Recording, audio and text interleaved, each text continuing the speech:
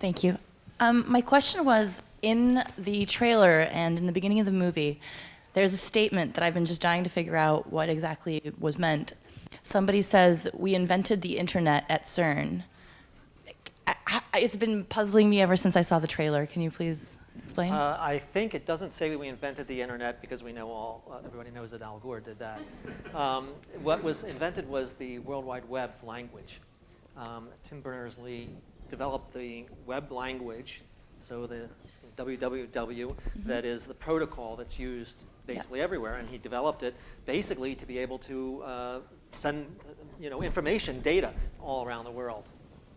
Was he working with CERN when he? Yes, he was at CERN. I see. Okay, yes. Thank you very much. Supposedly, the apocryphal story is that the first music video was of the a group of women called the CERNettes doing a song about CERN.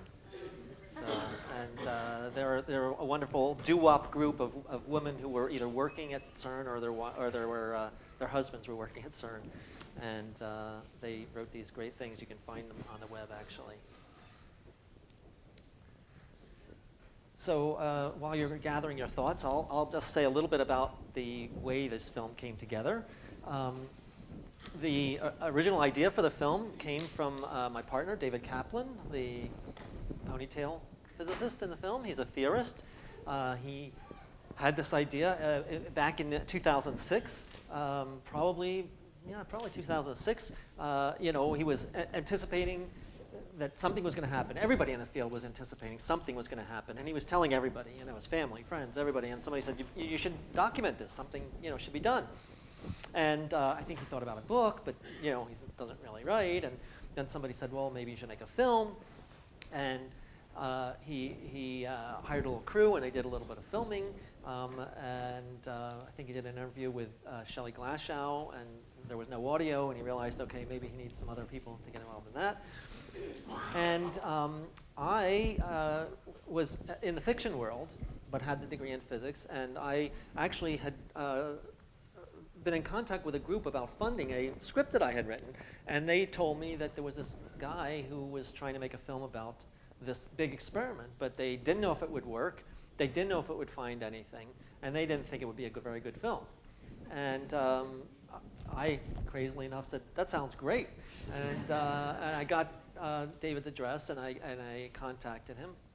And for me, I was not interested in doing a traditional science documentary, but if I could use the narrative storytelling techniques that I had been that was really sort of my métier, to tell this story, that would be very interesting, and that's exactly what David wanted as well. And the idea right from the beginning is that we were going to try to tell a story in a dramatic, human way about this period of time. Now, of course, when we started, we had no idea it would turn out to be as dramatic as it was, and there were many twists and turns.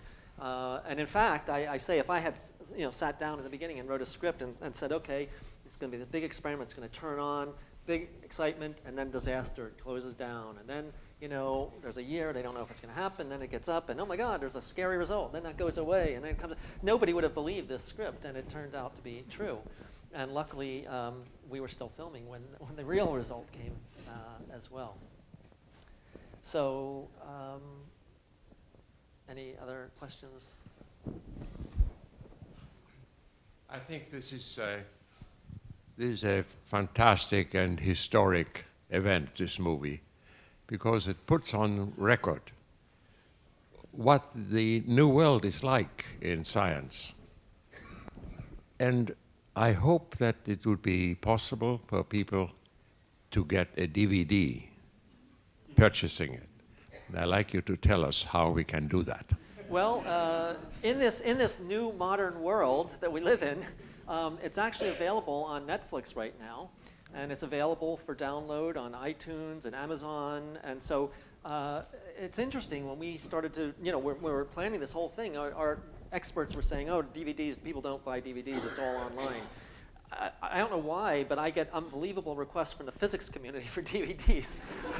I mean, the very audience that I thought for sure would not want one. So right now there's an educational DVD, because I think that's the other thing we realize, there's a really strong potential for educational. And so we had some people that were very instrumental in the development of the new STEM curriculum, and they went through the film and they broke it down into sections, and they prepared like a whole course guide, and then little scenes, and they say use pieces of the film to talk about big science and symmetry and experiments and things like that. And that's available through our educational distributor, and schools are really buying that. Our own DVD we still don't have yet, but we will.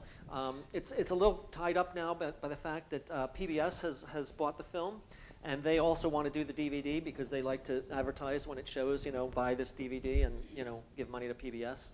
So it's still coming, but follow our website to see when the DVD is available. But for people that want to watch it, it's available on Netflix and on these other outlets now. And, tell people to watch it and demand it more in theaters. It played in theaters actually, but it's still very interesting that it's getting a really, really big play on Netflix. That's been really interesting, and people have heard about it and know about it, and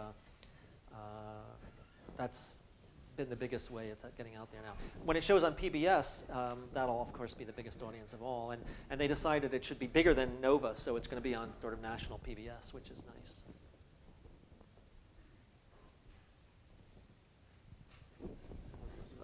The mics are up. We'll get one down too. Oh.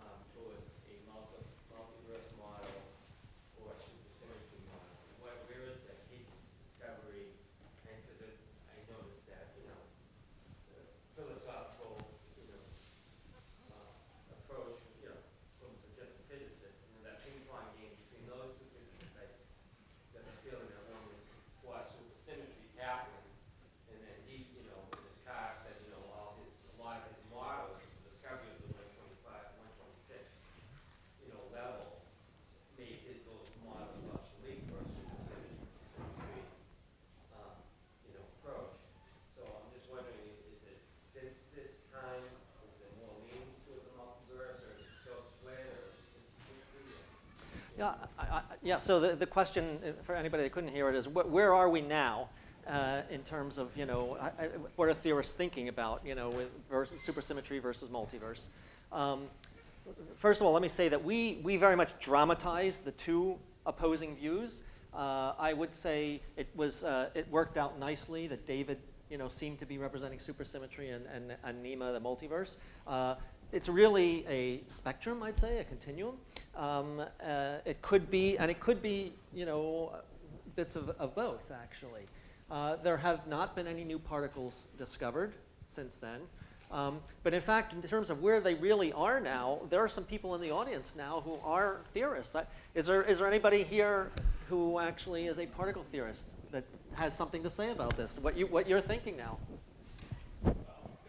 Yeah.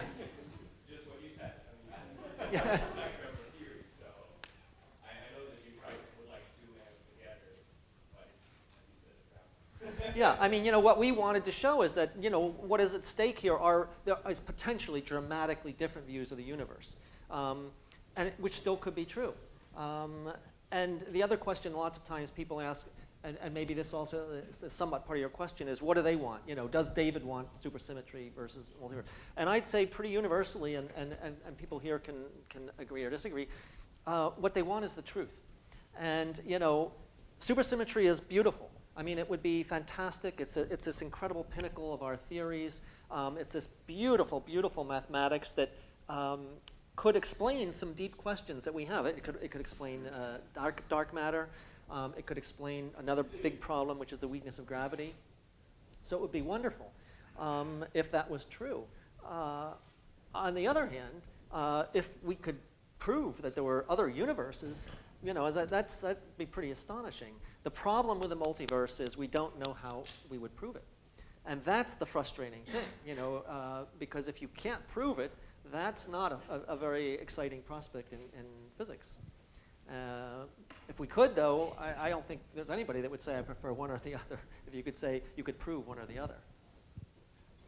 Yeah, this is a serious question, so I don't want to be cynical, but it reminds me climate change is also the physics behind, the science behind. It's also perhaps not so much on theories and models. Let's say on models, it's also projections into the future in several decades. So is this something as an analogy, something which could be interesting for you to make a similar documentary? I mean, it would be great if the predictions wouldn't materialize, but still something also a project, a long-term project we can share also as a documentary. So am I interested in making a documentary about climate change? Is that essentially? Yes. Yes. I think that I think it's a very important subject, and there are some films about climate change. For me, you know, I'm interested in telling stories, and telling stories that can have a big impact, that have a dramatic moment. And this film was really, I mean, this opportunity was really unique. Where, I mean, David used to say that as a theorist, you could almost do a calculation that would, you know, say something is going to happen for sure, you know, when this turns on. I mean, we're going to know or not about the Higgs. I don't think with climate change that that's as clearly true. So I think that, in my mind, the stories about climate change now are not pivotal stories where something is going to definitively happen. I mean, it's something that, you know, most people accept. I mean, and more people accept. I'd say. I mean, I think it was really revealing to me that just I think last week there was an article in the New York Times about how you know, all these people are now actually making contingency plans. Businesses are making contingency plans because the Department of Defense is making plans based on climate change and the effects it's going to have on the defense industry. And that's sort of like, wow, okay, they've absorbed it as well. So I think it's a gradual thing. I don't know that it's the sort of film that is the sort of film I would make, but there are films that are being made about it that are incredibly dramatic, and I hope that they'll have that. You know, I think that's the impact they still need to have. I think there are people that still need to be convinced, and I think that's what really is the importance of those. And you know, those it's a different sort of a documentary. You know, it's sort of an advocacy film, which is important, but it's personally, it's not the sort of film I probably will make. Either one? You know, technically, it is called the angular Higgs mechanism. So I think in the documentation, you should talk a little more about Professor Englert. You know. We should have talked more about Professor Englert? Is that Yeah. what, yeah. You know, when we started making this film, we didn't think it was going to be about the discovery of the Higgs. It may look sort of silly now, but when I started, everybody in the physics community basically told me they won't find the Higgs while you're filming.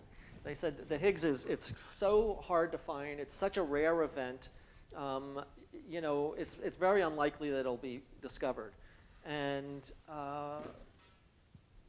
we also made the decision that we wanted to make a film about the people whose lives really were at stake at the LHC. So it was a very conscious decision not to film the standard bearers of the field who developed the standard model, for instance. I mean, people like Glashow and Weinberg and you know, all these people that developed it, and Higgs and Englert or Guralnick, any of these people. We wanted to film this generation that was beyond the standard model, because that's what we thought was going to be it. And so Savas, in some sense, is sort of the upper limit of somebody who, you know, really came in. He really didn't work on the standard model. He was already, you know, working very early on supersymmetry. So that's what we started making the film about. And people thought that if anything happened while we were filming, they'd find new particles. They didn't think it would be the Higgs. In some sense, it's a, you know, one could say a little bit of a consequence of the accident, that things changed. because of the accident, they had to run, they decided they could only run at a lower energy, which made it harder to see new particles. On the other hand, even the startup gave them data, allowed them to tune their detectors, and then the detectors were just working much better than they expected. The statistics were good, and they found the Higgs. So we didn't come into it that way, and the big announcement was also a big surprise, and we didn't even know that Higgs was going to show up. It's sort of an interesting thing that yes, these other people did it, but we didn't really cover that story, and I think for me it actually makes it more powerful that you just sort of see this person which you may think was dead, and he sort of appears, and Englert was there, and we tried to acknowledge it in the end, but we didn't have the material. We hadn't shot that story, but he certainly deserves a lot of credit as well. And luckily, the Nobel Committee thought so. He probably cares more about that than being in particle fever. Hello.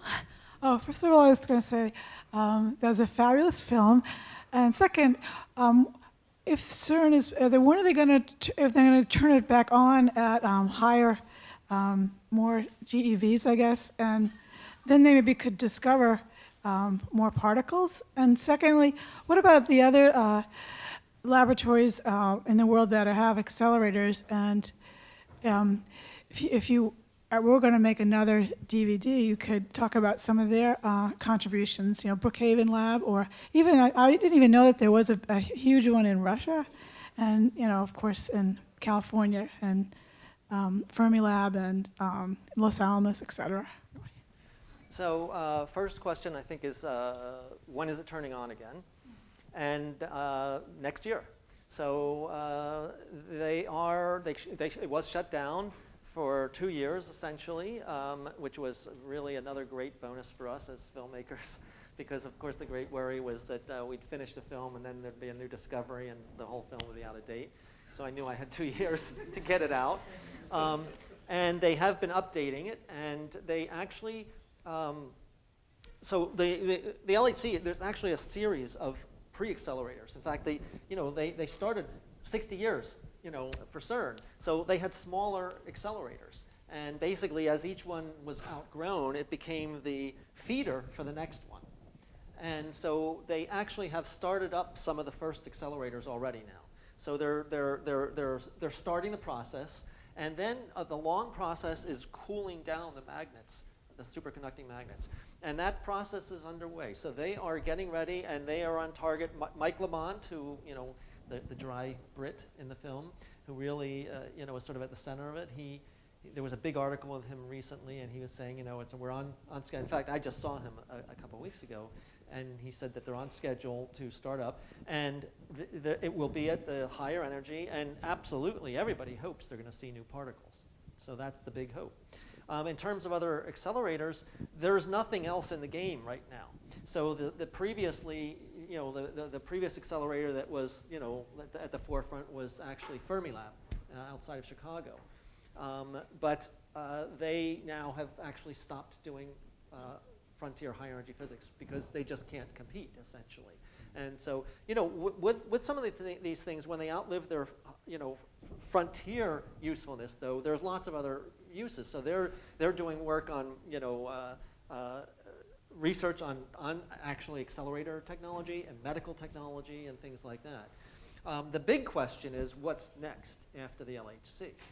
And that's a very complicated question, and there's various competing things. CERN would like to try to make one. There's in China now they have some proposals, and the question is there going to be the political will and muscle?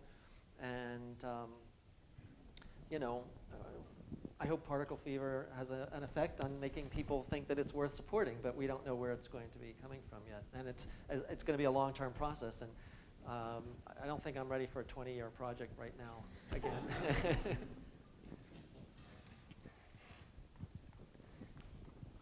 Let's see.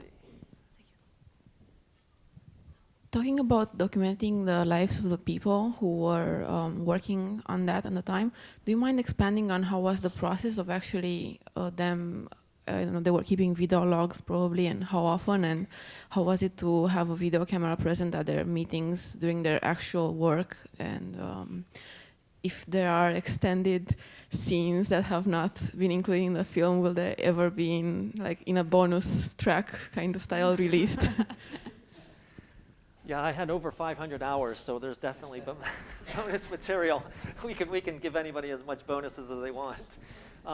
Yeah, so it was always a decision. I mean, it was always clear I wanted to focus on characters, and in fact, multiple characters. So, one approach to documentaries is we could have said, let's follow one person through this story. It's a valid way to go. It's often very revealing. I think it was clear to me right from the beginning it had to be more. First of all, that's part of the story. I mean, part of the story is that it is an enormous collaboration. This is what it takes, which I think is great and inspiring that people can come together on this. Also, just to have, we knew we had to at least have a theorist and an experimentalist, so that's at least two.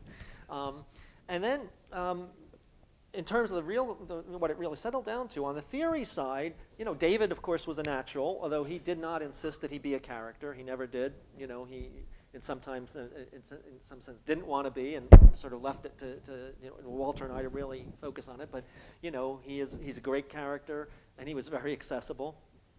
And he sort of brought along Savas and Nima. Savas really was his mentor, and I think he always felt that Savas was somebody that was going to have a big impact on. And Nima also, was very much involved in them, and Nima sort of represented this other extreme.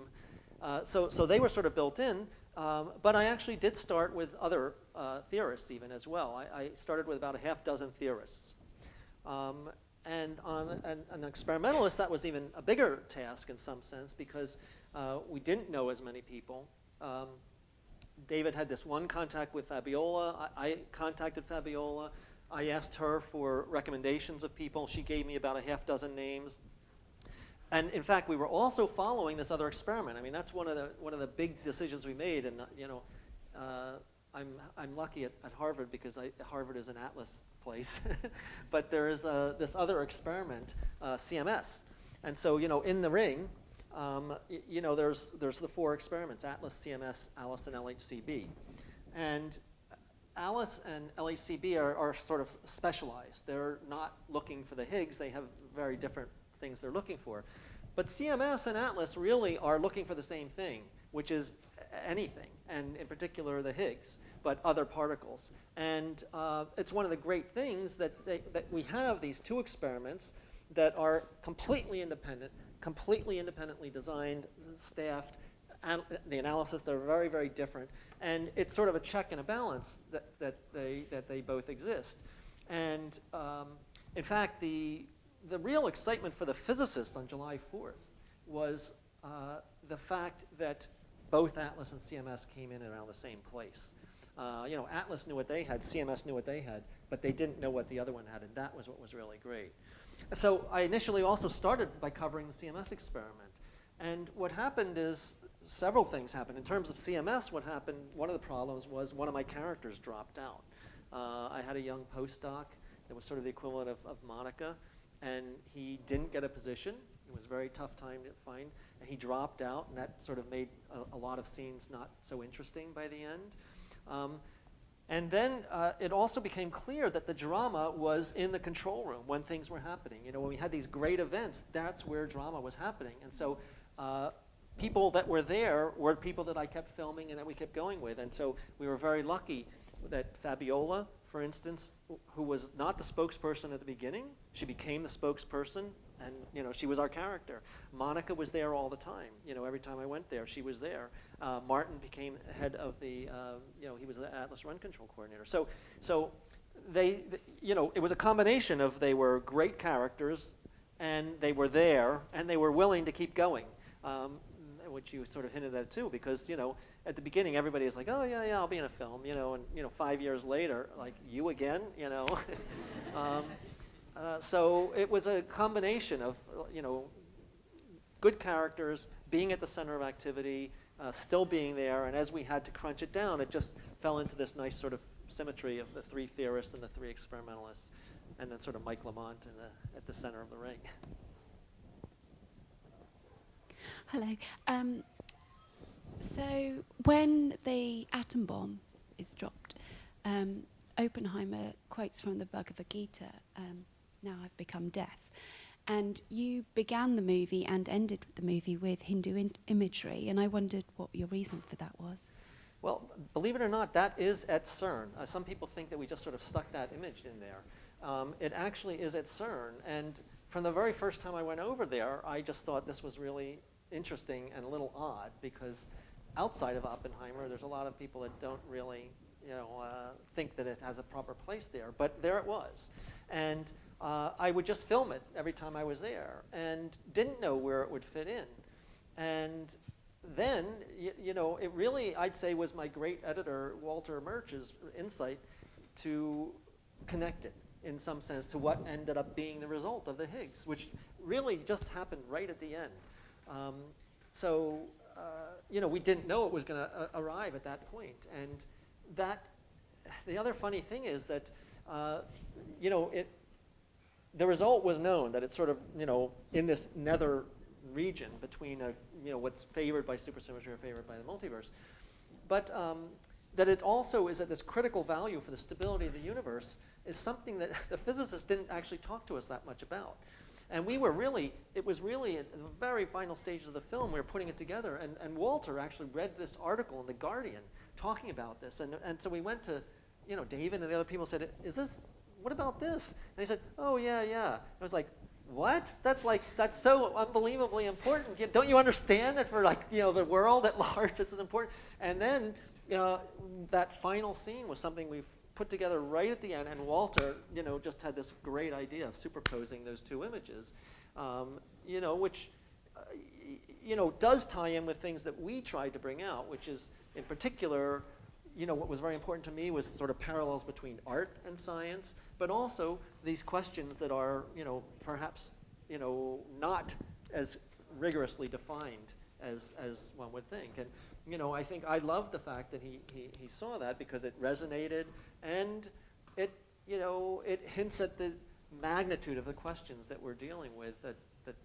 I think, I hope resonates with people who may not think they're scientific, and shows that, there's room for both of these things. By the way, that image of that beautifully superposes on the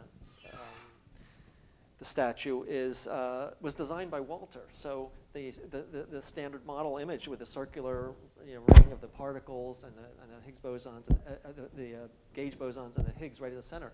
There was nothing like this really in particles. They were really sort of not that. They weren't symmetrical. They were like usually these charts, and they didn't know what to do with the Higgs. And Walter became obsessed with just that our film should have this symbol, this symmetric symbol that had the Higgs right at the center of it. And he came up with this on his own, and it's been great. I mean, the physics community has now embraced it. I know, people have been, Nima was wearing a T-shirt of this at one, conference, and people were like, yeah, we should put that on mugs and things like that. So it's been really nice to know that it's resonated, and it worked so well with the statue then too. First off, thank you for speaking with us. I assume that you had a target audience in making this, and that you wanted it to be educational and broad and accessible. I'm just curious, in making the film, were the compromises that you had to make with language and content to reach the most number of people, and how did you deal with those, and did you upset anybody by doing that? I mean, how do you deal with such a complex topic for what we hoped was going to be a wider audience? So we, as I say, right from the beginning, the idea was we wanted to make a film that people could understand that weren't physicists. And yet we're dealing with a language that most people consider foreign. And so I'd say probably the hardest thing in the whole final construction of the film was, how do we convey enough of the science that you can understand the stakes and become emotionally involved without getting lost? And I would say that, and the way we approached it was mostly, we initially just focused on the dramatic structure of the film. I mean, Walter and I both had never done a documentary, and we approached it like a dramatic film, and and trying to get the story, and didn't even have the physics in it for a long time. And then we would do screenings, and we would sort of assess how far people got, without being lost. And then we'd say, oh, okay, they're lost at a minute in. We need something, okay, we get a little further. And the idea was just enough, just in time. And I think the great advantage of the fact that David and I, had a physics background is that we knew what to leave out. And I think that a person that was possibly going to try to make this film who did not have the physics background would be tempted to explain everything. And we had to make the decision, we're not going to explain everything. This is not the film. This is not the film that's going to explain all the physics. I mean, we both knew that you could never do that anyways. And there are big series, there are multi-hour series on Nova and other venues that are great. They do go into these things. But what we didn't see was something that really sort of tried to give you a sense of the process and the excitement of it.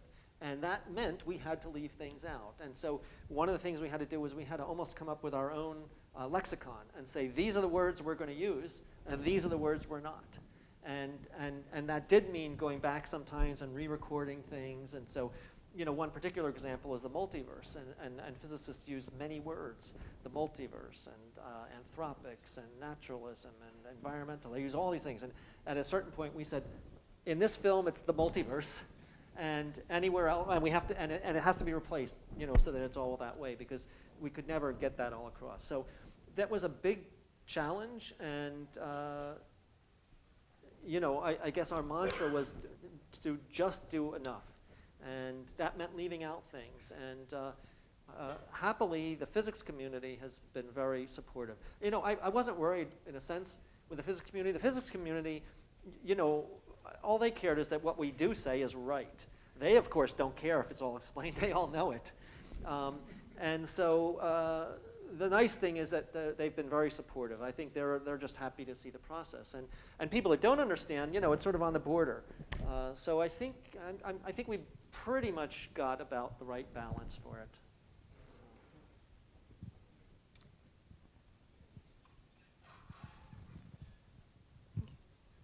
Hi.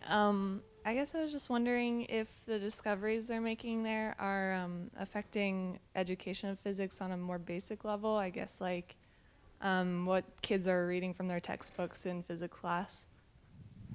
That's interesting. It's not in the film, but Monica had a great line at one point about what is exciting to her about this, and she said that what's exciting is that she feels like she's doing the things that are going to be in the textbooks.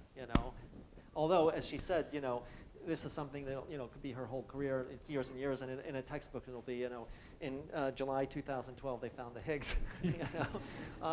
But I think we hope it is an exciting thing, and we hope that the film is going to encourage it. And so I've been really heartened. We've had a very nice festival run with the film, and the amazing number of parents come up to me afterwards and say that they want their daughters in particular to see the film.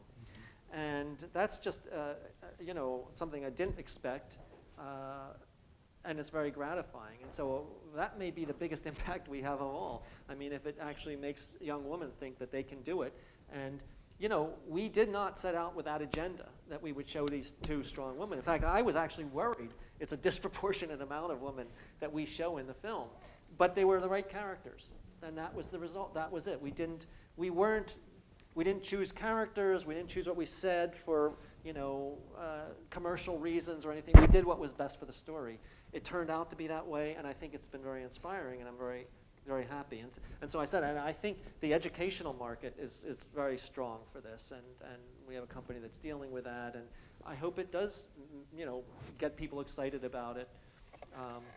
I mean, actually about physics and science in general. I mean, it's also, I've had people who are chemists and biologists who also just feel it captures what they feel about things, and I think that's great, that people should see these people as normal people, that you could do it as well.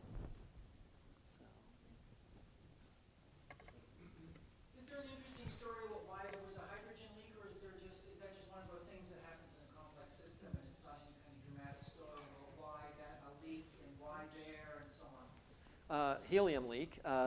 Yeah, there is a story. I mean, there's the facts and then there's the rumors.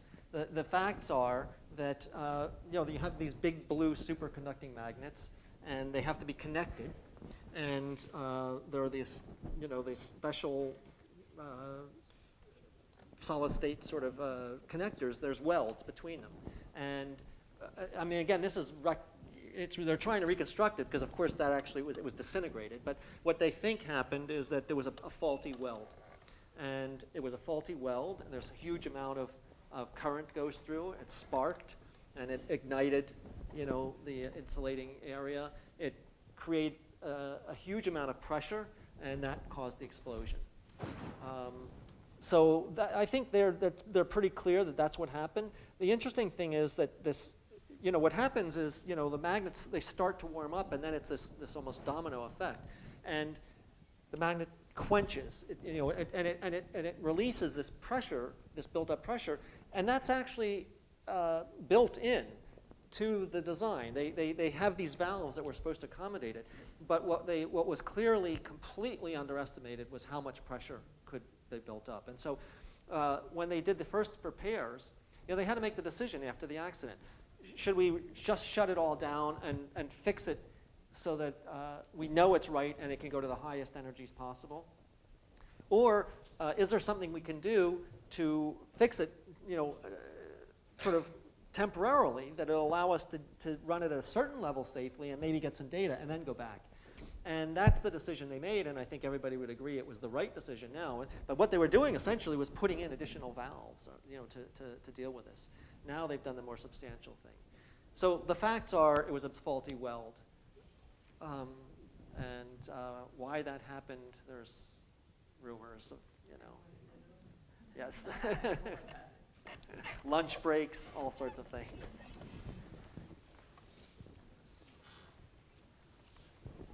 Where does the funding come from CERN and the research? So the funding for CERN, CERN, think back 60 years. 60 years, it was actually founded in the aftermath of the war. It was an outgrowth of UNESCO, and it was really founded right from the beginning with the mandate that this would be for the peaceful pursuit of science, no military application, everything open, and there's member countries. And the member countries support, each contribute money proportional to their size, and that's where the funding comes from. And it's non-political, and it's been relatively stable, and that's still where so that's the LHC itself, okay, which is the ring essentially. The experiments are independent, essentially independent things. When they decided to build the LHC, they said, okay, we're going to make this ring, and it's going to be able to provide these proton collisions at this energy. And then groups of institutions, people came together and made proposals about what the experiments would be. And then there was the council, they voted, and they chose them. And those things are principally supported by universities and other institutions.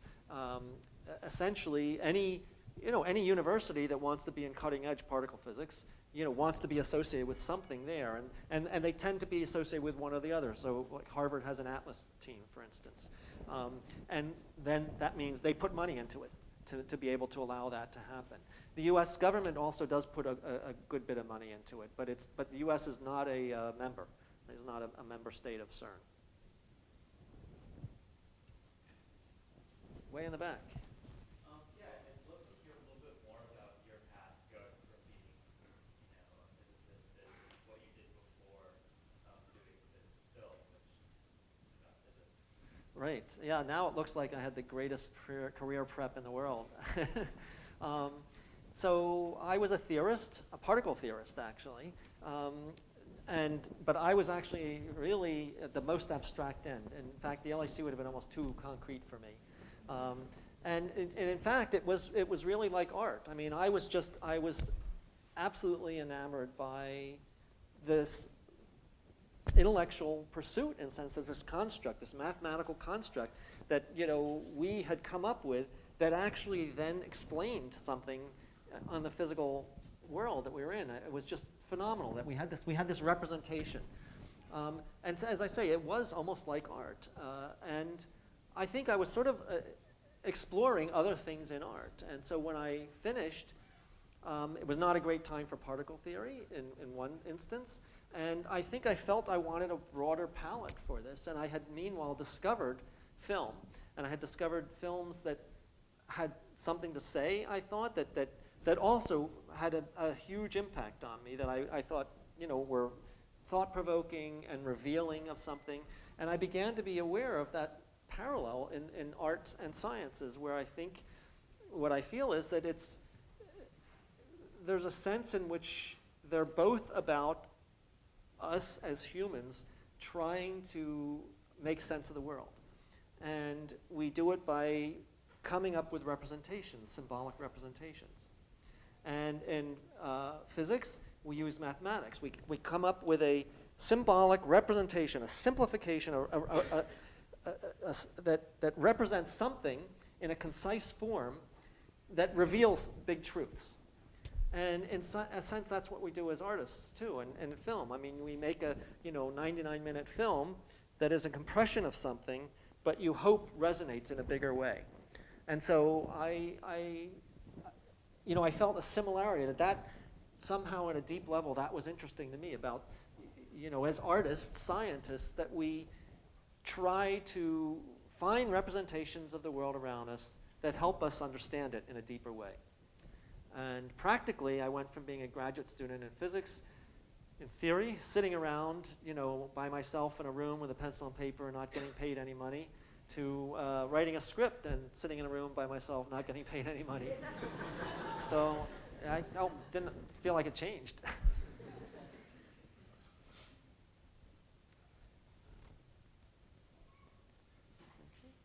Yes.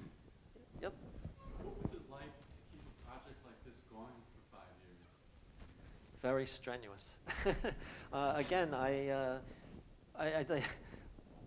doing a feature, a feature film, a fiction film, takes a while to get the script and everything, but once you start shooting, it's a pretty deliberate path, and I remember thinking, okay, a sort of a low-budget independent film, it'll be about a year to edit, a year and a half. Okay, that was crazy.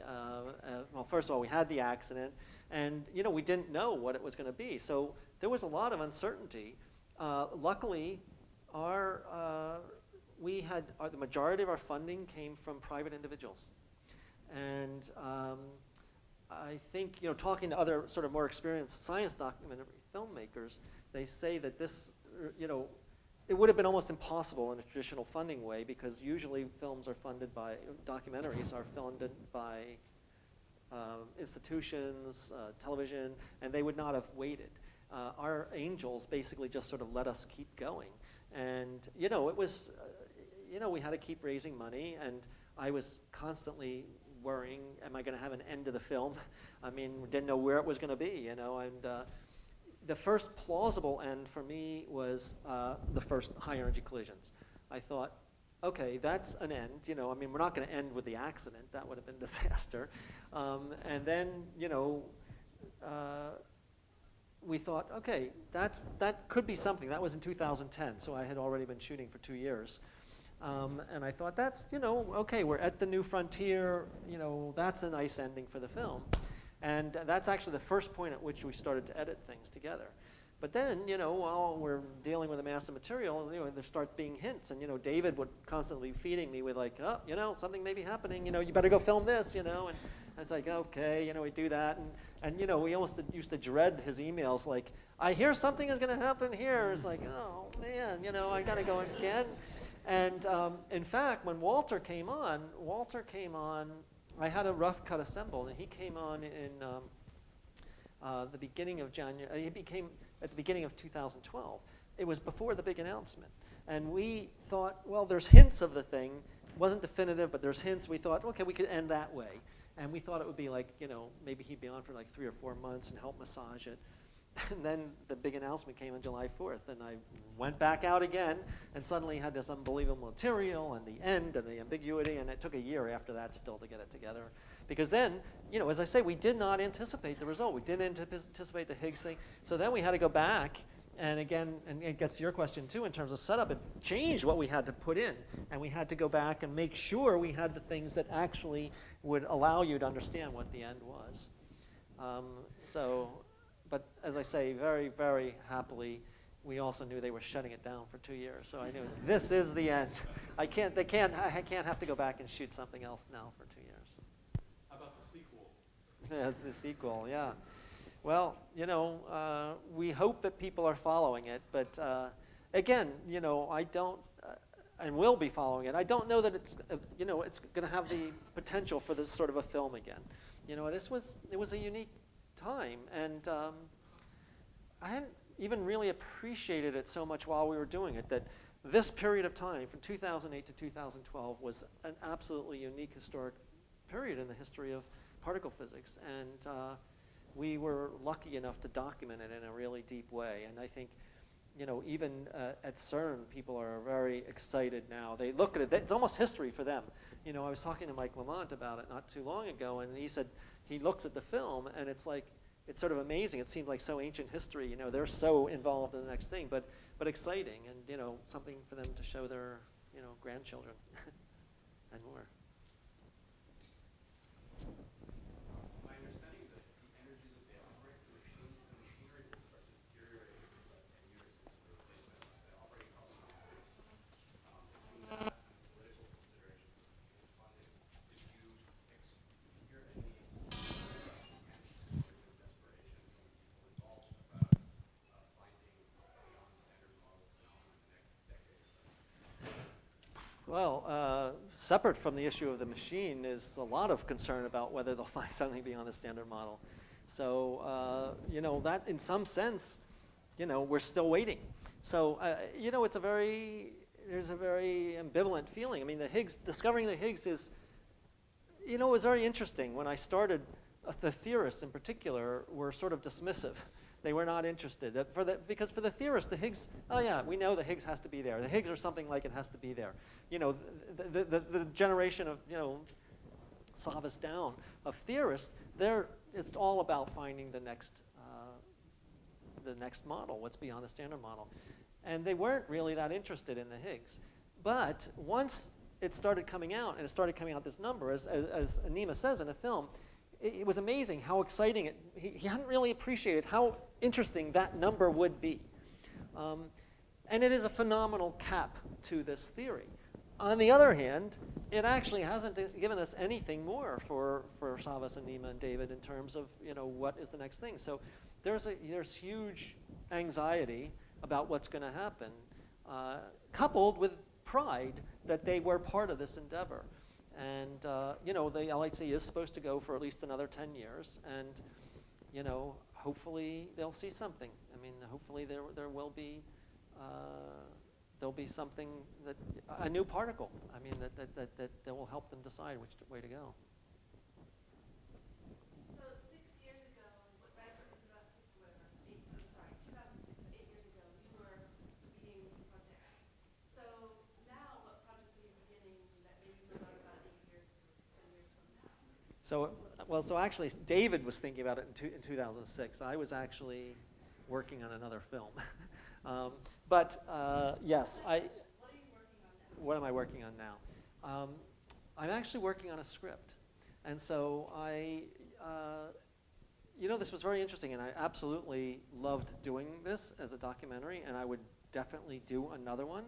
But again, I'm looking for things that are interesting stories. I was sort of spoiled with this. I mean, you know, I don't know of another story that is of this magnitude of discovery where something is going to happen that I could actually be filming.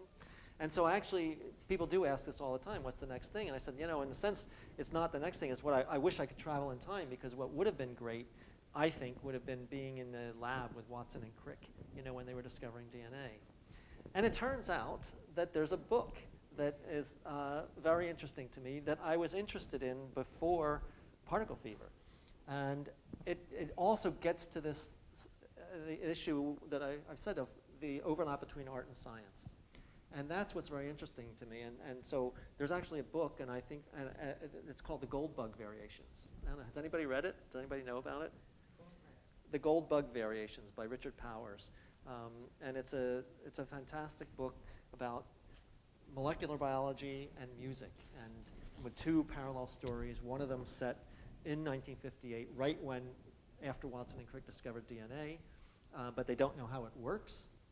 And this young postdoc is trying to figure out that.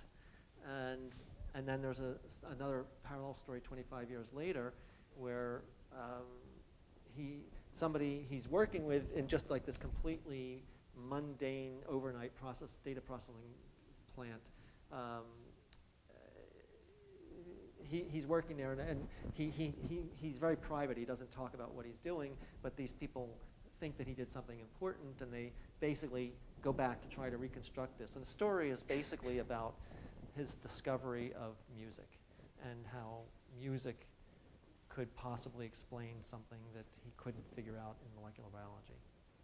So it's a very fascinating book to me, and the parallels are, you know, science and art, and what are the things that can be explained with one or the other. So that's the thing I'm most looking at. But I'm open to other things. That's, you know, the book, I had actually tried to find out about the rights before Particle Fever. They weren't available, and miraculously they are now. So that's what I'm doing. Thank you. That was the perfect last question, I guess. So thanks everyone for